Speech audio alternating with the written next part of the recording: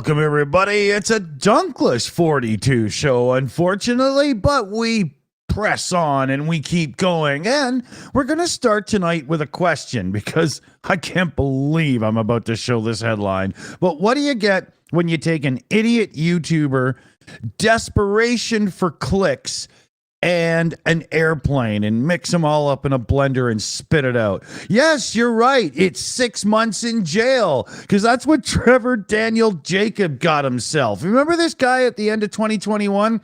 He faked his airplane having issues and bailed out of it and filmed the whole thing. The airplane crashed. He parachuted down and then he lied or didn't give the location of the crash, went out with a helicopter and retrieved the parts and started stashing them around the airport in garbage bins and stuff. And he eventually had to plead guilty to obstructing a federal investigation.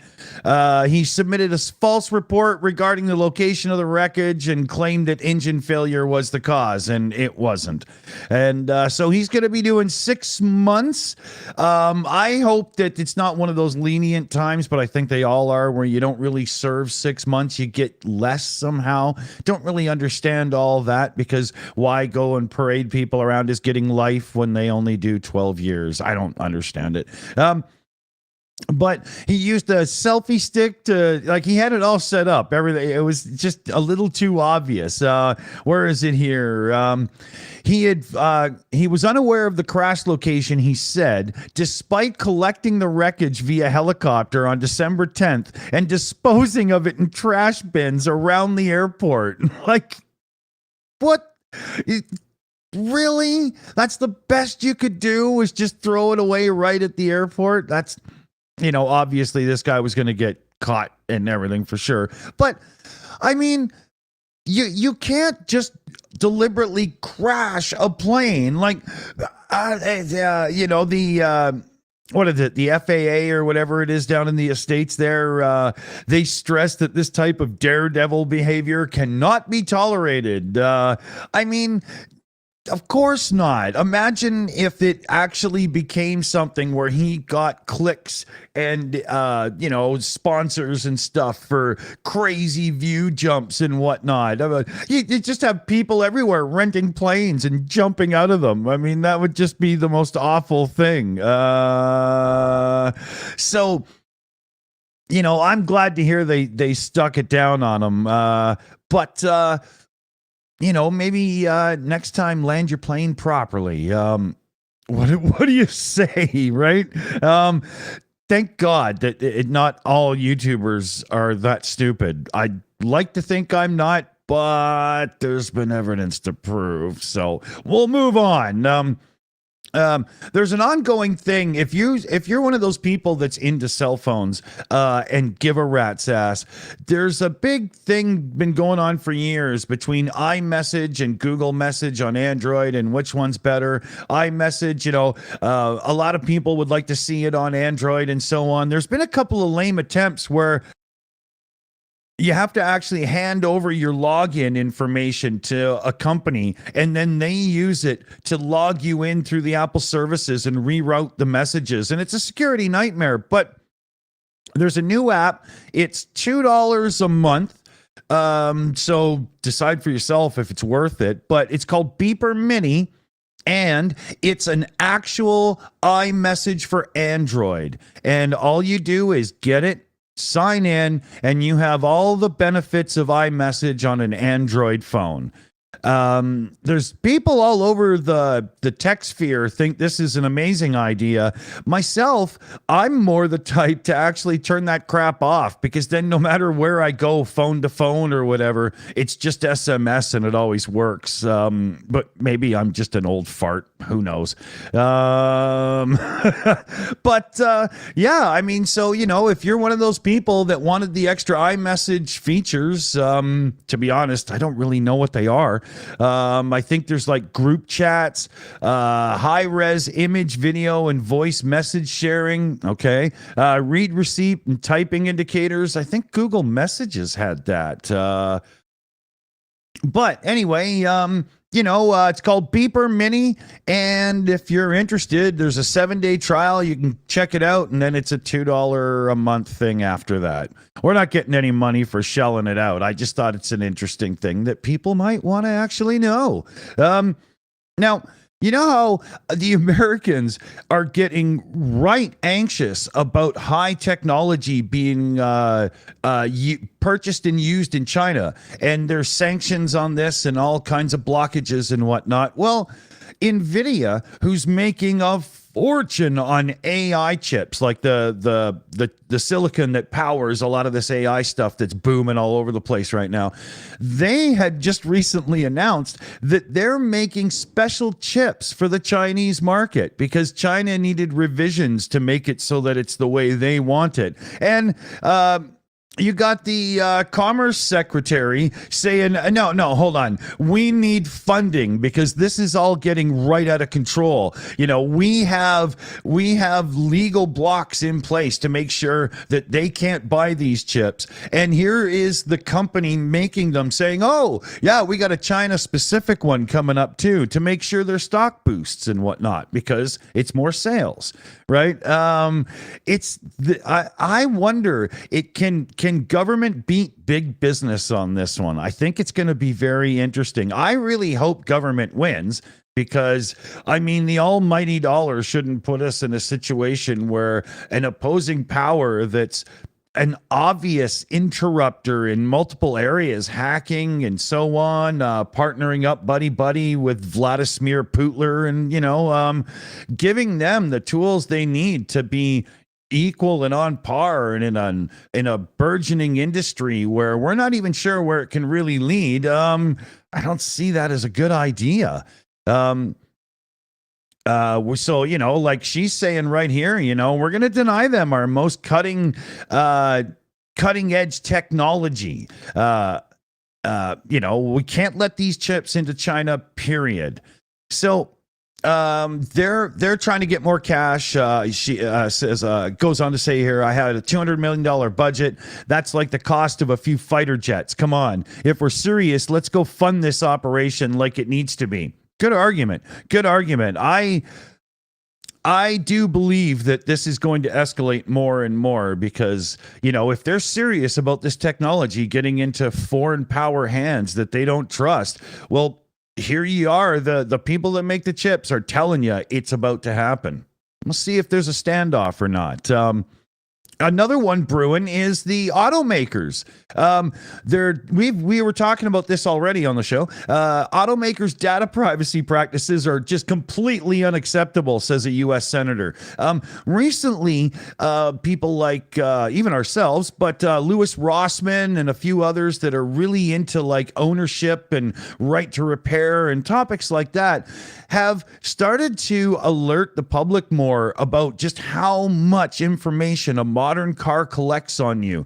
And it's unbelievable. They don't just keep a record of what phone numbers you call or who you text, but they keep a record of all the texts themselves, everywhere you go, blah, blah, yada, yada. And they're monetizing it in the background on top of making massive profits these days just because inflation. So it's finally being brought up by government, and they recently there was an investigation done. I was just reading this. I forgot to get the link, but there was an American news company that did an investigation recently to see just how bad the tracking is. And when they started asking the public relations people of the car firms outright, where do I get to see this information and how do I get to access what you have on me and decide whether or not I can do this and that? They just flat out tell you, oh, no, you can't. By driving the vehicle, you've already waived your right to that. And yeah, so maybe the used car market should flare up in value because it might be, I'm not happy about stuff like this. I don't like it out, but The Mozilla Foundation, the report has been sent out to BMW, Ford, General Motors, yada, yada, blah, blah, all of them, right? And the senator's also worried about an automaker's use of Bluetooth, which he said has expanded their surveillance to include information that has nothing to do with the vehicle's operation, such as data from smartphones that are wirelessly connected to the vehicle. So, yeah, not good, not good, not good. We had an awesome thing happen there. Crazy Cat 1 gifted a Shills membership. Woohoo! Awesome. Thank you, Crazy Cat. Thank you very much indeed. There might be a screen over here that tells me who got it too. And it went to Theresa. Hey, all right. Cool, cool. Well, welcome and thank you, Crazy Cat. Thank you very much. Gifted memberships are so cool indeed. Where am I going here now? We like to pick on HP around here because they're a horrible piece of crap company that do nothing but plot in the background of ways to make products that will lock you in and drain you of your cash unfairly. And it turns out that they actually admit it because an HP exec accidentally said the quiet part when it comes to locking in print customers. And he admitted that its subscription model is locking people in a court thing here. Or is it she? I don't even know. Marie. Yeah. Okay. So Marie Mayers, chief financial officer at HP, was talking to the U.S. Global Technology Conference. Okay. In front of investors. The thrust of the message was geared towards the audience. We absolutely see when you move a customer from that pure transactional model, whether it's instant ink plus adding on that paper, we sort of see a 20% uplift of the value of the customer because you're locking that person committing to a long-term relationship. So all of HP's nasty in the background stuff is not for you at all. They're admitting it now. It's only to get more of your cash. And they're a crappy company. Don't buy their products. The Instant Ink subscription, in which ink or toner cartridges are dispatched when needed. That's the one where your scanner won't work if you're out of ink. Right? Why? That has nothing to do with it. So, be very wary. We have reported on HP around here a bunch, and they do so many bad things. But yeah, the Smart Tank predefined amount of ink and toner, the HP subscription model, one of theirs, now account for 60% of total shipments.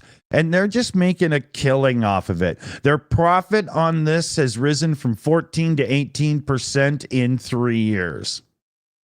It's definitely not for you. So avoid HP at all costs if you want a recommendation at all because, they're the worst. They're the worst. Check out Epson. Great printers. Excellent printhead technology too.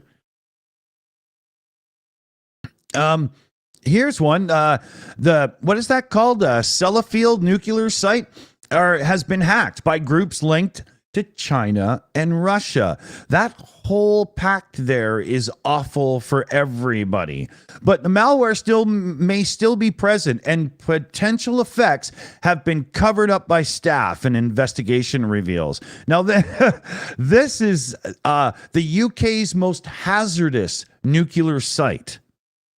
Right. And there was also a cover up on it. So come on, at least be honest about things. Let people know there could be people living in the area and you can't be, you can't mess with people like that. Come on, get a grip. But the astonishing disclosure and its potential effects have been consistently covered up by senior staff at the vast nuclear waste and decommissioning site. So imagine the kind of nasty they've got there, right? The Guardian discovered that the authorities do not know exactly when the IT systems were first compromised, but sources said breaches were first detected as far back as 2015, when experts realized sleeper malware, software that can lurk and be used to spy or attack systems, had been embedded in their networks. There's a real issue with lack of trust out there, especially in social media circles. I think it's one of the things that helps to foster, anti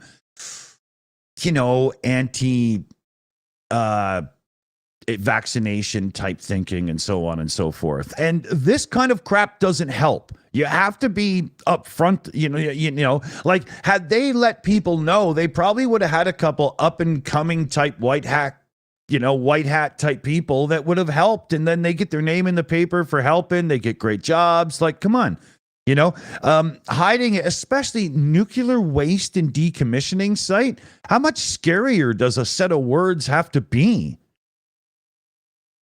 That's not where you want bad security. Not at all. Not at all. When it comes to power generation, some of that might have been nuclear, who knows? But the U.S. is joining in other nations in swearing off coal power to clean the climate. I would have thought this kind of thing had happened a long time ago, to be honest. But the United States committed to the idea of phasing out coal power plants and joining 56 other nations and kicking the coal habit. And, that'll be massive for the environment, right? I'm really shocked that this hasn't happened more already, though. Are energy reserves that dependent on coal still that nobody could commit to this kind of thing until now? People get really upset about auto racing as, polluting and so bad for the environment because the cars are unregulated and blah, blah, or whatever. There's 20 cars in the Formula One series, and they race in 23 races that are 190 miles in length apiece. How much do you really think's happening compared to a coal plant? Just make sure you fight the real fight. But this is a great thing moving forward, because if the United States are on board as well and they actually follow through, that carries a lot of weight to the argument that can really help moving forward. And anything that gets us using less coal is going to be a good thing, right? Oh, yeah, definitely. There's, let me just, hold on here. Yeah, okay. Now, we just mentioned vaccinations there or whatever. So I'm sorry, but I have to bring this one in. But Texas has sued Pfizer with COVID anti-vax argument that is just pure stupid. I mean, come on. This is not good when we have politicians playing along, right? And I'm sorry, but I've seen more intelligent looks on stray dogs that were just rescued. So yeah, he's claiming the pharmaceutical giant deceived the public by unlawfully misrepresenting the effectiveness of its mRNA COVID-19 vaccine and sought to silence critics. Oh my God. It also blames Pfizer for not ending the pandemic after the vaccine's release in December. What? You've got people running around that wouldn't even put on a mask, but it's Pfizer's fault because their shot just wasn't good enough. You can't fix stupid. It's been said, but you have to understand how powerful those words are. Can you imagine somewhere in this guy's life, his wife must be sitting at home reading this, just going, oh my God, I'm married to a fucking putz. At least I hope so. Somebody in the family's got to have an ounce of brains, right? Oh, it's bad. So, hooray for Texas. Come on. Let's get everybody in Texas to the voting polls this time in a big way. And let's prove to the world that you're just not stupid. Because I know people in Texas, and they're not stupid. It just seems to be these idiots that get elected. A lot of stupid. I'm sure we can fix it. So, have you ever wanted to be on the cutting edge of technology? You're that person that's willing to spend the extra to be able to say how cool you are? Well, would you like a really, really expensive, silly way of storing a small email's worth of text? great news, because you can get it stored in DNA now. For $1,000, you can have 1 kilobyte of text stored in a DNA card. And it's like a credit card size storage device. So, but it's DNA. So, hooray. And a kilobyte of data isn't enough to play Space Invaders. It's and look, why is it so big if it's in DNA? Like, shouldn't you just get a drop of water in a little vial or something? There you go. Like, you know. But yeah, why? It looks like it's encased in like aluminum that's been machined out. Like, if you look on the bottom left here, hold on a second here, let me zoom this in. It doesn't even look like it's been well made. You know, they should have just used the render, because the real thing's fugly. But if you want to waste $1,000 on something stupid so you can pull it out and flash it in, from your wallet, because that'll really impress the strippers, then here you go. Put your, the note you sent to drop out of high school, and you could save it in a big stupid card like thing. This isn't the easiest thing to do at times, you know, when you got to read crap like that. Crazy Cat 1 came in with another big one, woo, and gifted another Shills membership out. All right, Crazy Cat 1, thank you. Oh, and it's Mr. Spock, so we give the Vulcan salute. Live long and prosper. Awesome, Crazy Cat. Thank you. Now, where do I go from here? I want to try to get something that won't just destroy my brain, and I walk into this one. Okay, so Gene Simmons and the family from Kiss. Gene is now 74 years old. They were just having their last ever live show. I think that's about the 15th time they've said that. But as they walk off stage, what happened? No, they're not done, because now the band will live on and they're going virtual. And Industrial Light and Magic has made digital avatars of the band. CBC News, well done for putting a picture of Tommy Thayer, who was never really in the band before, and he's wearing Ace Frehley's makeup, as the one for this. What? Who did the research on this? Why? Don't let Buffy do that. No, okay, no. But yeah, so the band will now live on as digital avatars in the biggest Kiss move since Kiss ever kissed, because they're Kiss and all they do is kiss for cash. So they will go on forever. Oh my God. Say it ain't so. How did they get the picture so wrong? Oh, there's not even another one. Okay, yeah, well, they're idiots. What am I supposed to do? It's not my fault, right? But if you ever wanted to waste money on a band that isn't even a band anymore, maybe because Gene Simmons needs diamond-studded Depends, you know, he's leaking all over his golden wheelchair, like, just don't give them your money. Dear God, it's over already. Tesla whistleblower has stepped up and said that cars with the autopilot are actually just experiments in the public roads. And this is after Tesla sued him over document leaks. Like, this guy leaked internal documents, and it is not looking good. Tesla knew all of this stuff had little flaws here and there, but they figured it was mitigated risk and it would be okay. And if this is, proved to be real information that was passed back and forth between people in emails and conversations and stuff, oh man, this could be bad, because there's been some horrific results to autopilot usage and lethal crashes and stuff.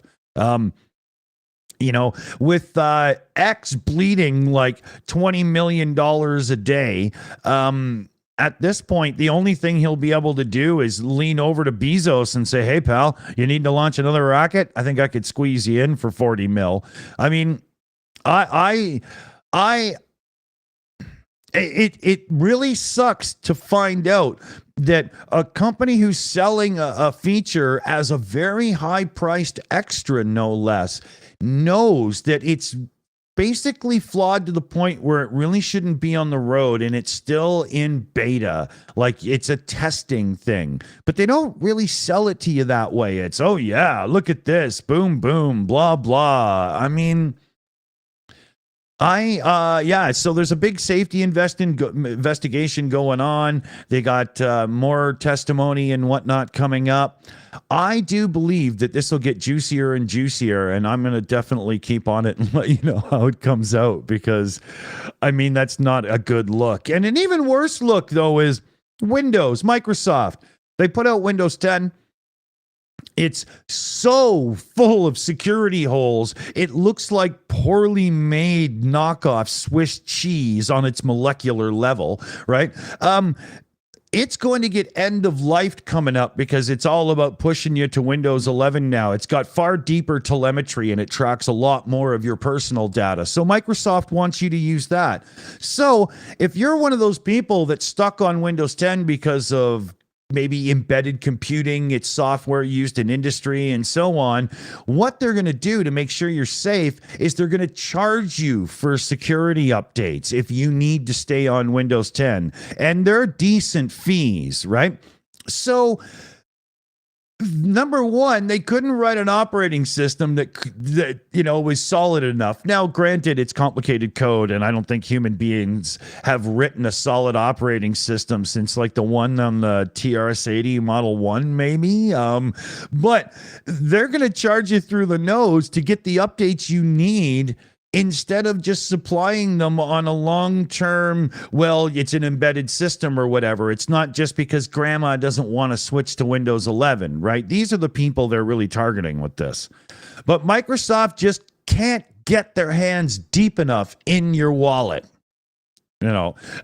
Huge congratulations here to India. They have let it be known that they have returned their lunar spacecraft to Earth orbit. So India now sits credibly as the third most advanced deep space program on Earth.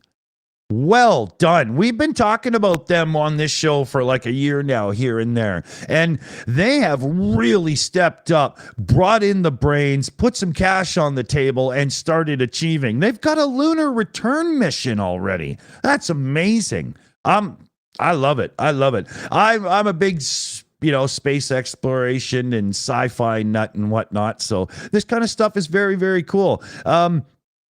It's 3 months ago, the put its Viking lander safely down on the moon's surface, and they became the fourth country to achieve a soft landing on the moon.